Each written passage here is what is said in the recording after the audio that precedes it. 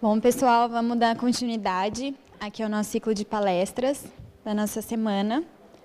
Eu queria chamar a professora doutora Elisângela Franciscon. Ela possui graduação em Ciências Biológicas e é especialista na área de tratamento de efluentes e microbiologia de lodos ativados. Mestrado em Ciência de Alimentos pela Universidade Estadual de Campinas e doutorado em Ciências de Alimentos também pela Unicamp. Não, desculpa, pela Universidade de Minho, Portugal. Ah, exatamente. Então, professora. Obrigada. Oi, bom dia a todos. Primeiramente, eu quero agradecer também à comissão, do evento.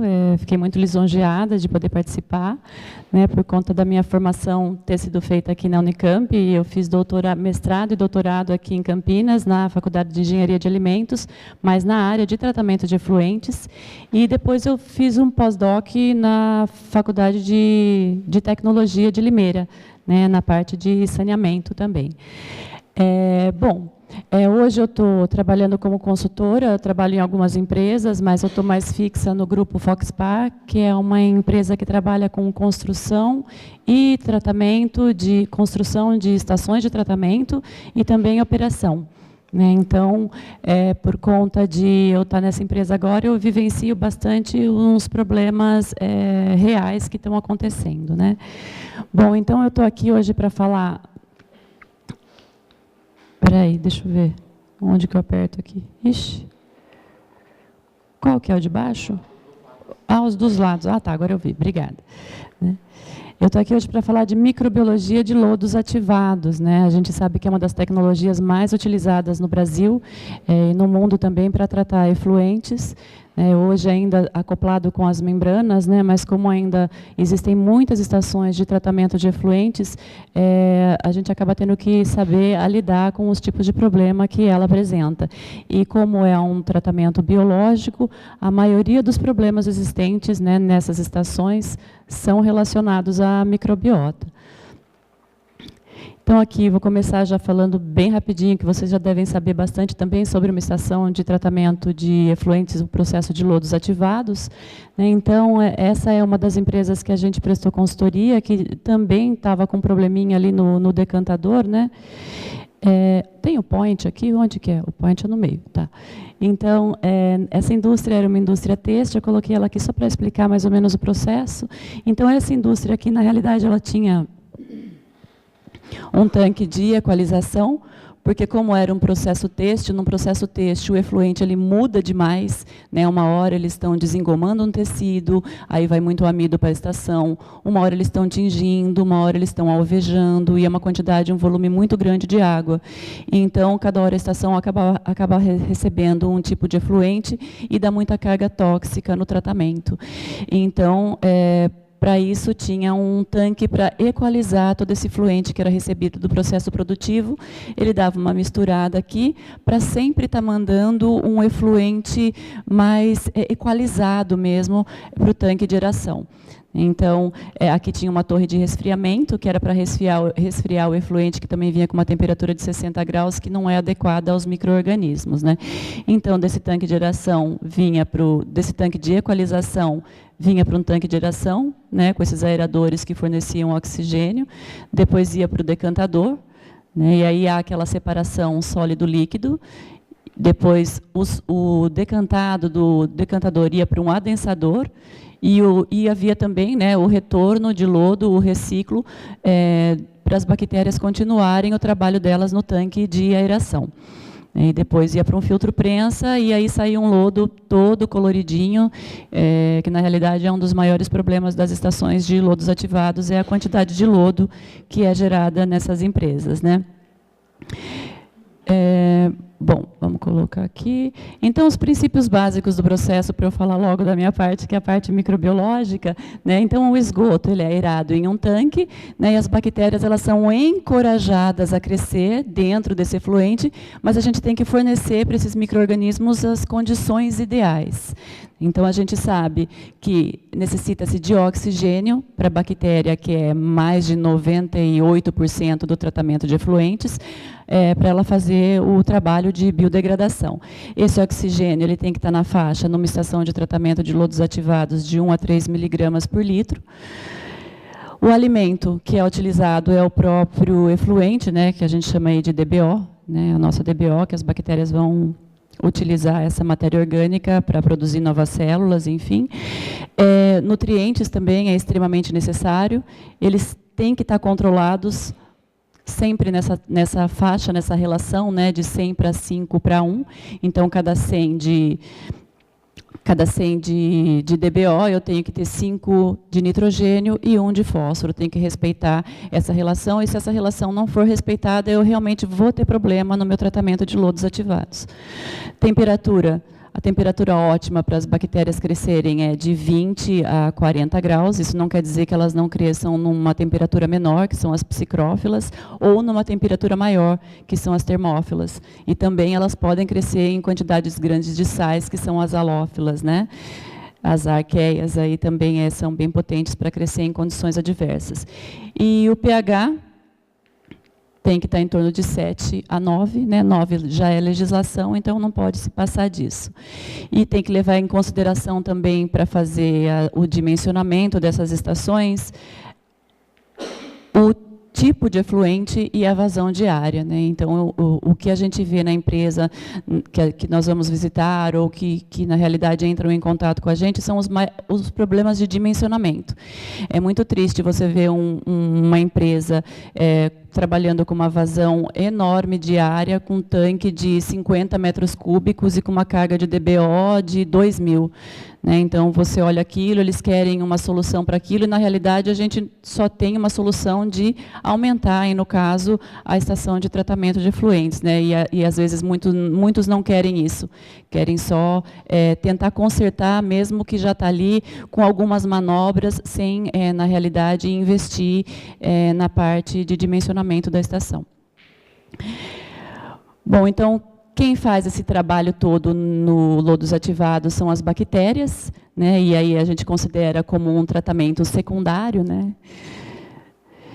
Então, basicamente, elas, né, nós temos aí a água residuária, depois nós temos a matéria orgânica solúvel no tratamento secundário, né, algumas partículas suspensas, uma célula bacteriana.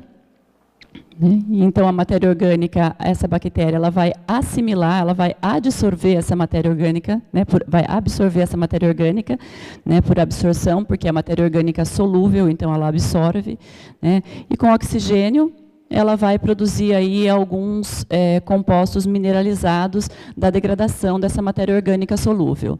Né, e aí ela vai armazenar um pouco desse estoque de alimento para produzir novas células. E, enquanto isso acontece, elas vão crescendo no tratamento, e com isso elas vão biodegradando mais os compostos tóxicos. Né? Depois de um tempo, ela vai produzir um exopolímero, né, que não faz parte da membrana celular dela, mas é um exopolímero mesmo que ela secreta, por conta de estar utilizando a DBO, e esse exopolímero vai ajudar com que ela adsorva os sólidos suspensos, né, as partículas de DBO suspensas, ela vai adsorver no floco dela, e outras bactérias também serão adsorvidas por esse exopolímero para formar o floco, e assim as enzimas, né, porque essas partículas elas não conseguem entrar na membrana plasmática, porque, na realidade, né, elas são muito grandes, aí as enzimas elas vão até essa partícula no exopolímero, e aí acabam também jogando para dentro, para estoque de alimento e produção de novas células. Então, é basicamente isso que ela faz. Né? Essa é a formação de um floco, né, bem grande já, essa foto eu coloquei como tela. Esses são os sólidos suspensos totais, né, bem floculados, por conta desse processo que eu acabei de falar. Né? Então, a floculação é um processo de contato e adesão, e a formação do floco, né, ao contrário do processo de membranas, é muito importante na estação de tratamento de efluentes, porque esse floco, ao decantar no decantador, ele também vai levando com ele outras partículas que não foram assimiladas por esse floco. Então, ele faz um trabalho assim de arrastar as outras partículas para o fundo do decantador. Bom, as rotas de biodegradação aeróbia na realidade, acho que vocês também já conhecem, né? E quando eu tenho no meu efluente um tratamento de esgoto, por exemplo, ou um outro efluente com uma quantidade de proteínas, polissacarídeos e lipídios, na realidade, isso não é o problema maior, né? Então, as bactérias, elas adoram esse tipo de rejeito, elas adoram uma proteína, elas adoram uma gordura, elas adoram um carboidrato, né? E então, elas degradam tudo isso a produtos menores, né? A aminoácidos, quando é proteínas, monossacarídeos, quando são os açúcares, e ácidos graxos, aí, quando são os lipídios, né? E elas fazem a via de degradação delas e todas colocam esses compostos dentro do ciclo do acetil-CoA e depois vai, na realidade, para a cadeia respiratória, para a produção aí de gás carbônico e água, né? Então, esses compostos acabam se tornando mineralizados a gás carbônico e água. O nosso problema maior é quando outros compostos, né, entram na estação de tratamento para serem degradados, que no caso são os corantes, né, que era dessa indústria têxtil que tinha problema, né, que eles podem ser degradados a aminas aromáticas, que são tóxicas.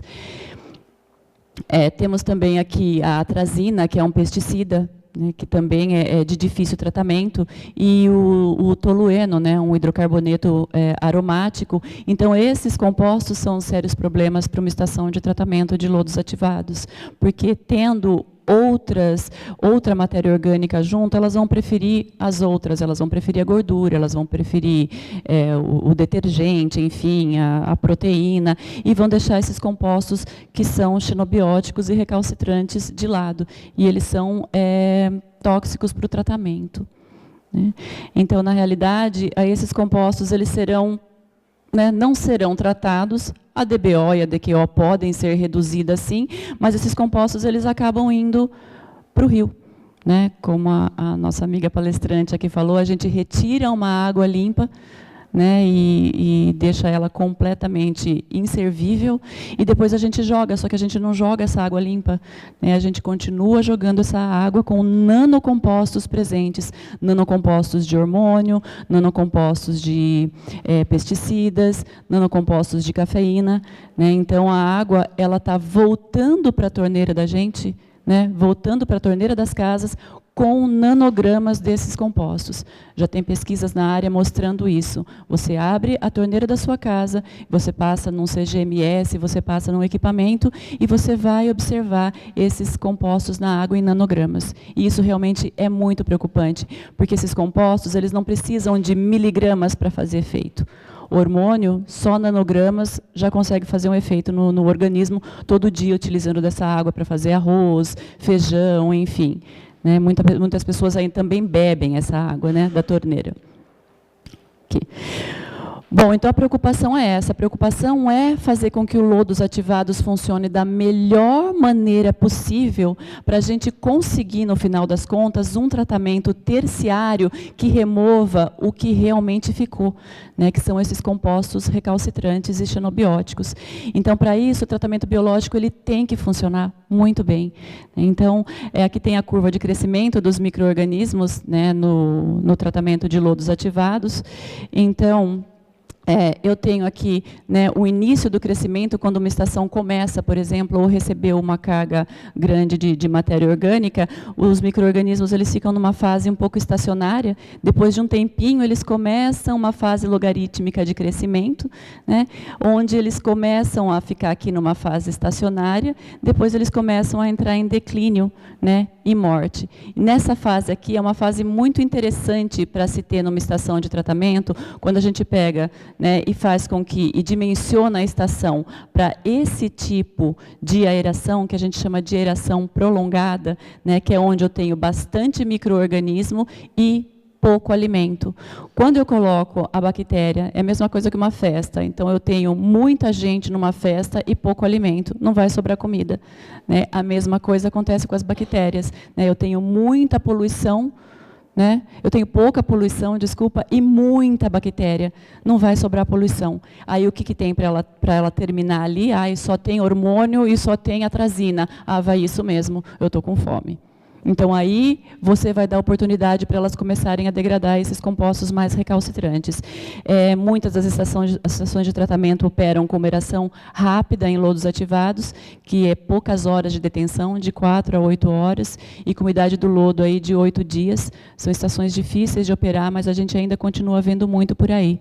As estações de aeração prolongada tem menos, mas são as mais eficientes, e a aeração convencional é aqui realmente a que mais aparece, né, que tem umidade do lodo até 20 dias, né, ou seja, o lodo permanece ali no tratamento durante uns 20 dias e tem chega a ter até umas 24 horas de tempo de detenção hidráulica, né, e aqui a aeração prolongada às vezes passa de dias, 2 dias, 3 dias, e realmente são as que mais funcionam. Né?